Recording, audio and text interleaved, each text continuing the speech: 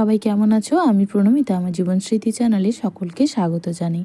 আজ বিকেলবেলা কিছু সবজির চারা আর কিছু ফুলের চারা বিকেলে কিন্তু বাগানে লাগানো হবে।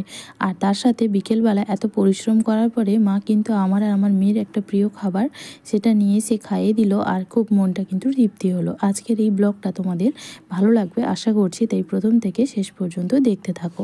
আজ বুধবার, তো দুপুরে খাওয়ার পর্ব শেষ করে সমস্ত কাজ শেষ করেই চলে এসে একেবারে বাগানে।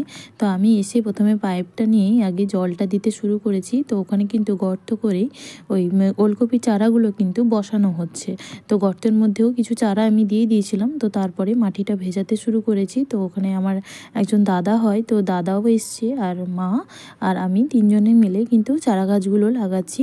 তো আর পেঁয়াজ চারাগুলো কিন্তু সকাল থেকে প্রায় লাগানো হচ্ছে, মানে অনেক সকাল থেকে অনেকগুলো যেহেতু পেঁয়াজ চারা, তো সেগুলো কিন্তু লাগানো হয়ে গেছে। আর আমি যেহেতু সকাল থেকে অনেক কাজকর্ম সেপাশে রান্নাঘরের কাজ সমস্ত করছিলাম, তার জন্য আমি বাগানে আসতে পারিনি। আর বিকেলবেলা আরও যেহেতু ওলকপির চারা লাগানো হবে, সেই জন্য কিন্তু আমি এসেছি। তিনজনে হলে তাড়াতাড়ি হবে। তো পেঁয়াজ চারাগুলো লাগানো হয়ে গেছে, আর ওলকপি চারাগুলো এবার বসানো হবে। আগে যেহেতু ওলকপি চারা বসানো হয়েছিল, তো সেই জন্য এখন আগেরগুলো কিছুটা অল্প রয়েছে, সেইটা এখন এই গাছগুলো লাগানো হলে তখন সেগুলো প্রায় শেষ হয়ে যাবে। সবজিগুলো লাগানো হয় সবগুলোই কিন্তু বাড়িতে খাওয়ার জন্য লাগানো হয়, বিক্রি করার জন্য নয়।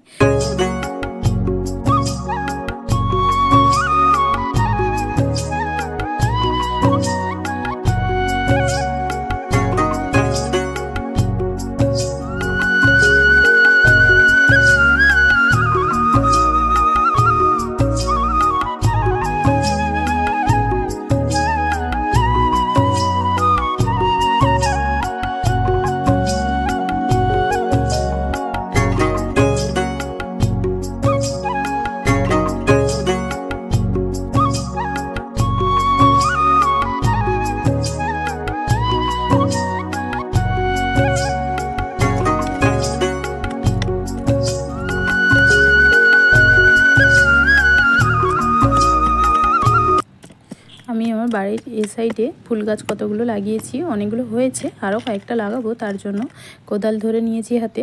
তো আমি কিন্তু কোদাল দিয়ে কাজ করতেও পারি, তবে খুব পারফেক্টভাবে যে তা নয়, ওই টুকটাক যেটা করতে হয় মোটামুটি সব রকমই পারি। তো এরপরে পাইপ নিয়ে চলে এসেছি ফুল গাছে জল দিতে। তো যেহেতু পাইপটা অত দূরে যাচ্ছিল না, তার জন্য আমি আগে বালতি বালতি করে ভর্তি করে নিচ্ছিলাম। তো সে রাস্তার দিকে অনেকগুলো গাছ আছে, তো সেগুলোতে যেহেতু পুরোটা পাইপ যাচ্ছে না, সেই জন্য বালতিতে ভর্তি করে জলটা নিয়ে যাচ্ছি।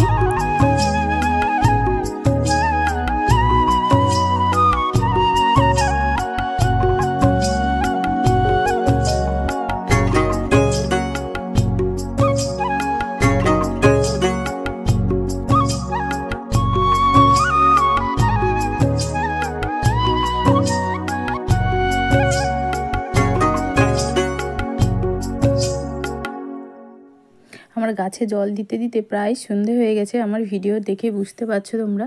তারপরে আমি যেহেতু ফ্রন্ট ক্যামেরায় ভিডিওটা করছিলাম, সেই জন্য এরকম হয়ে গেছে। তারপরে গাছে জল দেওয়া শেষ, তারপরে চলে এসেছি ফুচকা খেতে। আসলে ফুচকা খাওয়া শুরু করে দিই, তোমাদের সাথে ফুচকা খাওয়া শেয়ার করি। আমার মেয়ে যেভাবে কথা বলছে সেটা হয়তো তোমরা দেখে বুঝতে পারছো, মনে হয় আমার থেকে ও ভালো ব্লগে কথা বলতে পারে, মানে ওরা এতটাই অ্যাডভান্স, বরং আমরা হয়তো পারি না। ও আমাকে বারবার করে বলছে, মা চলো বলো, এরপরে বলো আমরা ফুচকা করছি। তো আমি বলছি তুই বল না, আমি তুমি বলো। তো ভীষণই এইসব বিষয় একদম পাকা বুড়ি। তো দাঁড়িতে দুটো দাগ তোমরা নিশ্চয়ই দেখতে পাচ্ছ। বাবু একটু ব্যথা পেয়েছে স্কুলে, আসলে স্কুলে ওখানে খেলা করছিল, আর বাবু পড়ে গেছে, তার জন্যই কিন্তু এরকম দাঁড়িতে দাগ হয়ে গেছে। আর ও যেহেতু ঝাল আগে খেতে পারতো না, এখন খায়। তা সেই জন্য বাজারে যখনই যায়, মা যাক কিংবা ওর বাবা যে যায়, তখন নিয়ে আসে, যেহেতু দুজনেই খেতে ভালোবাসি। তো আমরা দুজন ফুচকা খাই। আর আজকের এই ব্লগটা এই পর্যন্তই, আর বেশি বড় করব না, যেহেতু এটা মিনি ব্লগ। তো আশা করব সকলের আজকের এই ভিডিওটা তোমাদের ভালো লেগেছে। যদি ভালো লাগে তাহলে লাইক করে দিও, আর আমার চ্যানেলটা সাবস্ক্রাইব করে দিও, যেহেতু আমি তোমাদের নতুন বন্ধু। সকলে একটু আমার পাশে থেকো, সাপোর্ট করো। দেখা হবে একটা নতুন ভিডিওতে, ততক্ষণ সকলে ভালো থেকো, সুস্থ থেকো। আজকের মতন টাটা।